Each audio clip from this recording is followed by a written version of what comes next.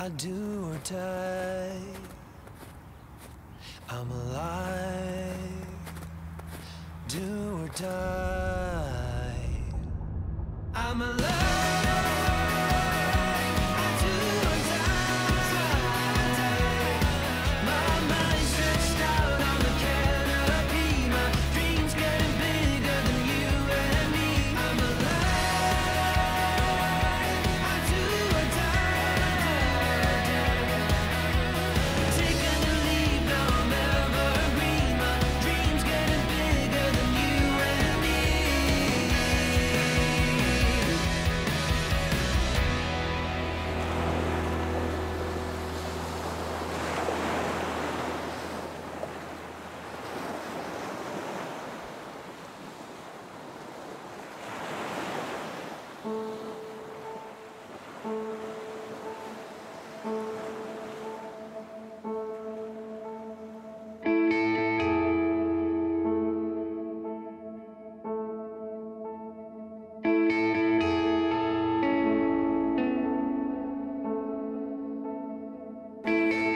So, here I am, finally at the starting point of the trail across the Pyrenees. This is where the adventure in the mountains begin. From right here, I'm gonna take you on a trip all the way to the Mediterranean Sea.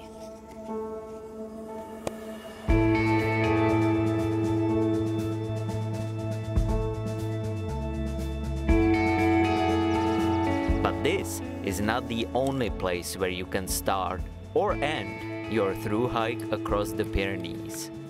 Since there is a borderline running through the mountains between France and Spain, both of these countries have their own trails across this mountain range. This is the Spanish one, marked as GR11.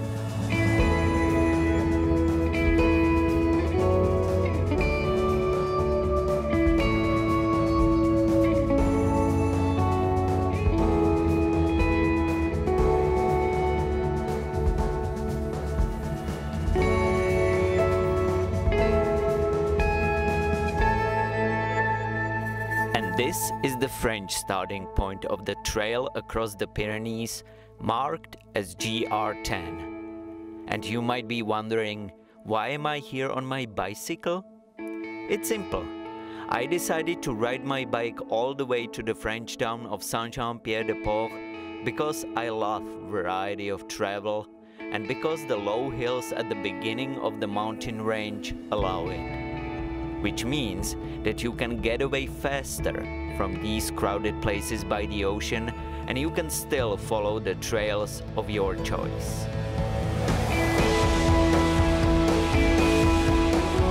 But I'm not taking any of those trails I mentioned.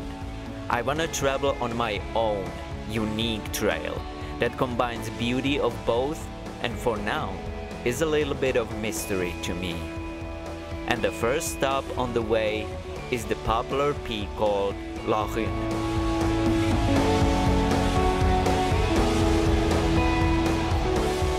When I was riding up the steep slope, soon I realized that my bike is not made for this rough terrain. But I almost never give up, so I walked the whole length of the gravel road anyway. The views were magnificent. The horses kept me company, and so I soon forgot how stupid it was to go to the top on a tiny folding bike. It was one hell of a trip, but it was worth it. Just look at these views.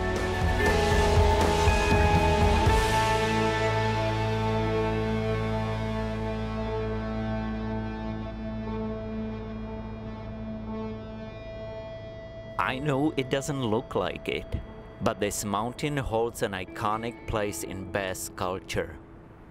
You can find dolmens, stone circles, and other Neolithic monuments in this area. Later, the summit had a reputation as a ritual meeting place for witches, and up until 18th century, local villages paid for a monk to live as a hermit at the top of the mountain to keep witches away and ensure good winds. But most people don't see it. They just ride the train up and down the slope, enjoy the views, and visit the restaurant. And that leaves more exploration to you hikers.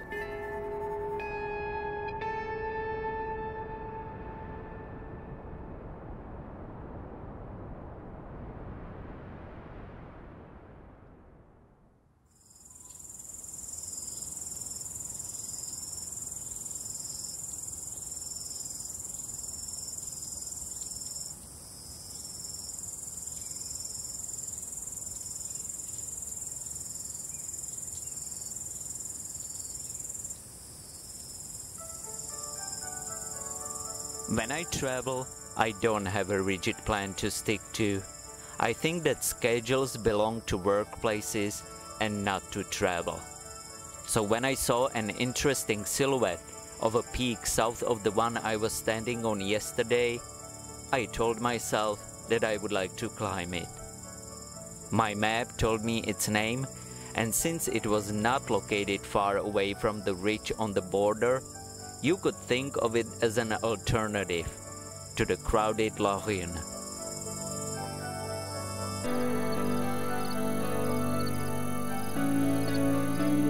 But first I had to write into my journal all the yesterday's experiences. And look what a friendly company I had.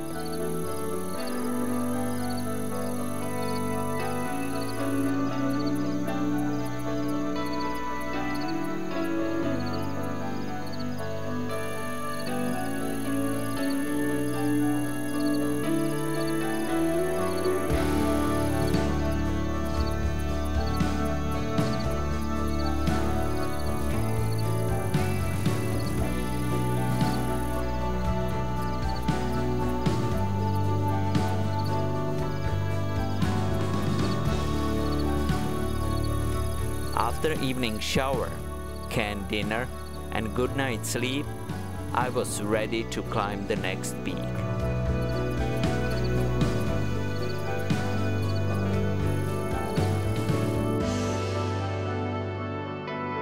And here it is.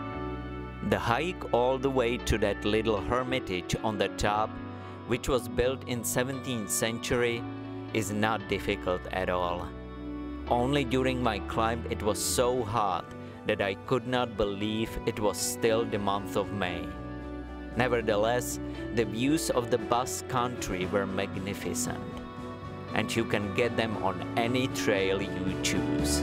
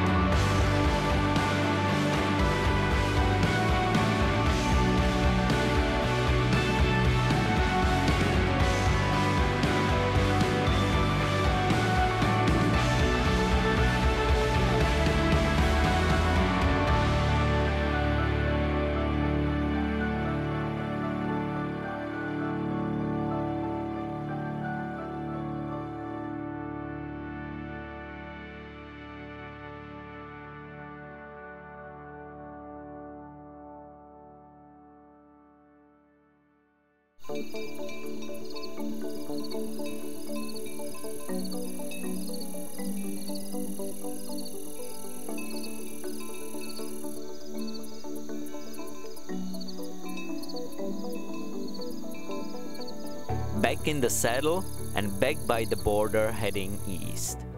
And ahead of me, not far from this tiny Spanish village, lies another mountain pass between France and Spain.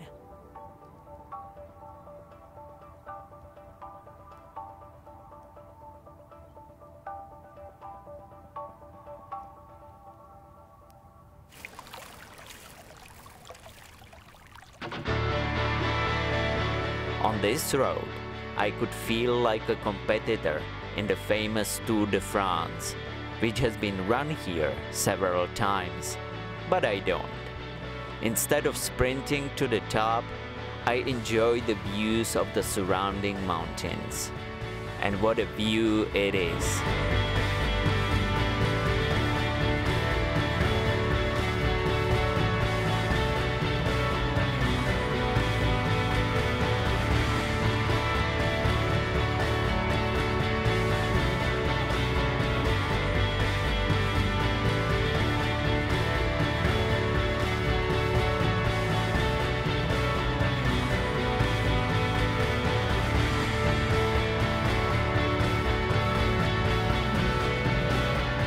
This valley will lead me to Saint-Jean-Pied-de-Port I mentioned in the first episode of this series, but more on that later.